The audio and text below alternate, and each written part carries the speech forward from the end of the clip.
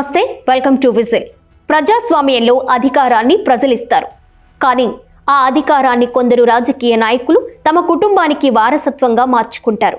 ఒకప్పుడు రాజుల కాలంలో రాజ్యం తండ్రి నుంచి కొడుకుకు వెళ్ళేది. నేడు ప్రజాస్వామ్యంలో కూడా అదే పరిస్థితి కనిపిస్తోందా? ఇదే ప్రశ్న ఇప్పుడు దేశవ్యాప్తంగా చర్చకొస్తోంది.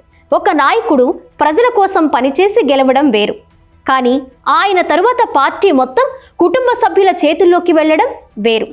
తండ్రి తరువాత కొడుకు, కొడుకు తరువాత మనవడు, భార్య, కుమార్తె, అల్లుడు, సోదరుడు, పార్టీలో కీలక పదవులు అన్నీ ఒకే కుటుంబంలో తిరుగుతుంటే అది ప్రజాస్వామ్యమా లేక కుటుంబ యాజమాన్య సంస్థలా? రాజకీయ వారసత్వాన్ని సమర్థించేవారు ఒక వాదన చెప్తారు.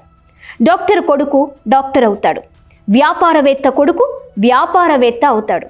అలాగే రాజకీయ నాయకుడి కొడుకు రాజకీయాల్లోకి వస్తే తప్పేంటి అని ప్రశ్నిస్తారు. అది నిజమే, రాజకీయాల్లోకి రావడం ఎవరికైనా హక్కే. కానీ ప్రశ్న రాజకీయాల్లోకి రావడంపై కాదు, పార్టీలో అవకాశాలు ఎలా పంచుతున్నారనేదే అసలు ప్రశ్న. వేలాది మంది కార్యకర్తలు జీవితాంతం పార్టీ కోసం కష్టపడినా చివరికి నాయకత్వం మాత్రం కుటుంబ సభ్యులకే దక్కితే అది సమాన అవకాశాల వ్యవస్థ అవుతుందా? ప్రజాస్వామ్యం అంటే ప్రజల నుంచి నాయకులు రావాలి, కుటుంబాల నుంచి మాత్రమే కాదు. కుటుంబ వారసత్వం సామర్థ్యంతో వస్తే ప్రజలు అంగీకరిస్తారు. కానీ కేవలం ఇంటి పేరు కారణంగా వస్తే అక్కడే ప్రశ్నలు మొదలవుతాయి. ప్రపంచంలోని అనేక ప్రజాస్వామ్య దేశాల్లో కూడా రాజకీయ కుటుంబాలు ఉన్నాయి. భారతదేశంలో అయితే దాదాపు ప్రతి ప్రధాన పార్టీలో ఏదో రూపంలో రాజకీయ వారసత్వం కనిపిస్తుంది. అందుకే అసలు చర్చ వ్యక్తుల గురించి కాదు, వ్యవస్థ గురించి.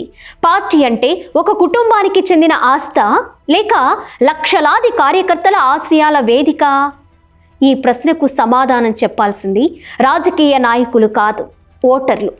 ఎందుకంటే ప్రజాస్వామ్యంలో చివరి వారసుడు ఎవరైనా ఉంటే అది ఒక కుటుంబం కాదు, ప్రజలే. రాజకీయ పార్టీలు ప్రజాస్వామ్య సంస్థలా లేక కుటుంబ కంపెనీలా? ఇదే నేటి భారత రాజకీయాల ముందున్న కీలక ప్రశ్న.